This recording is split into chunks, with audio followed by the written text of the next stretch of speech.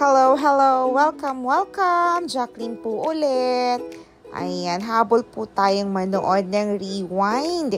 Last January 2 po ay nako, hindi po kami nakapanood. 2 mall ang pinuntahan namin. Pero blockbuster po talaga, punong-puno po ang Rewind. Sold out tickets. Ang mahal na ngayon ng manood ng sine. Ayan po sa 5 katao. Ganyan po ang binayaran ko. Pero ang importante po ay yung time po namin as a family na manood because gusto ko pong manood kami na kompleto. Tinawagan ko po talaga si Ate Aljane na mag-meet up kami somewhere para po makapanood lang. Ayan, bili po tayo ng popcorn. Bumili din po ako ng pizza at para dyan na ho kami kumain sa loob. Bawal lang ang pasta at rice inside the movie house or cinema. So, bibili din lang tayo ng drinks, cappuccino, iced coffee at chocolate. Puro lang po dyan na lang po kayo bumili at mabilisan lang po ang aming alis. Ayan, at nire-ready na yung popcorn. Request ni Jaja ay ayan, bucket, 2 bucket at baka kulangin daw. So, ayan, masasabi ko lang, a Rewind movie is a movie that tells us the value of our time for our family and work at siguro forgiveness din, no? Napaka-importante nga ng oras natin. So, we should value it. Time is short, kumbaga. Ang dami nating quotations about time. Time is gold. So, ngayon, kasi 40s na tayo. Ako, lalo na 45.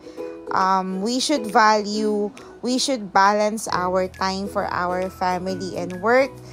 Sa mga relatives, ako mahirap talaga, no? Kasi lalo buhay pa si tatay. Umuwi din kami sa Pangasinan once in a month para mag-spend ng time sa kanya.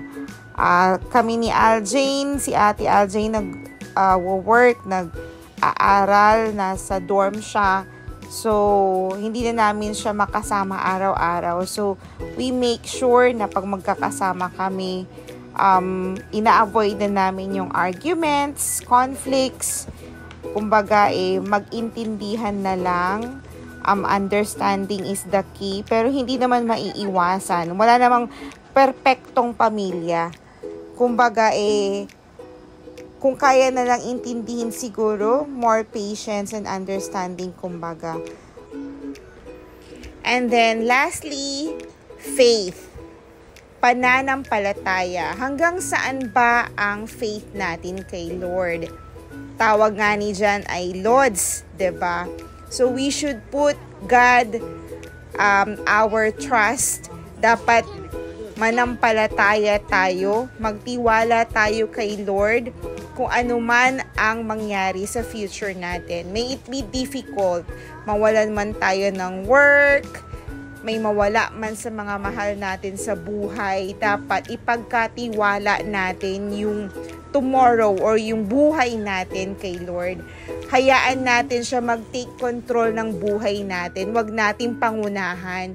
Huwag yung will natin ang ipipilit natin. We should trust God for our future. Kung ano man yung tomorrow, do not worry. Sabi nga ni Lord, siya ang bahala para sa bukas natin. Huwag natin pangunahan ulit, 'di ba?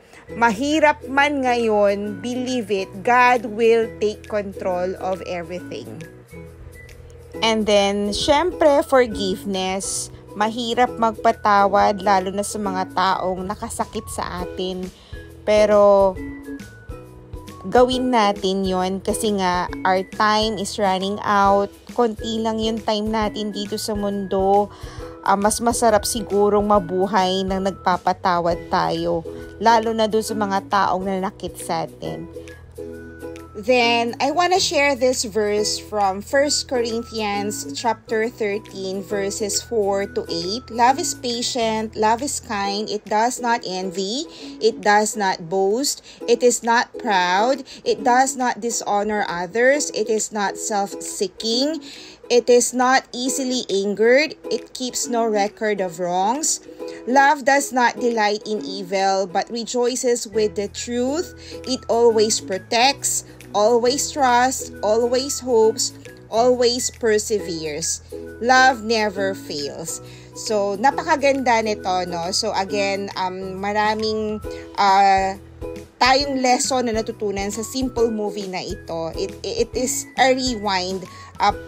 Talagang hindi natin ito pwedeng i-rewind or backtrack ng time natin. So, again, we should value our time, okay? Sa pamilya man natin or sa work. Kung sa work napapagod ka, pahinga lang.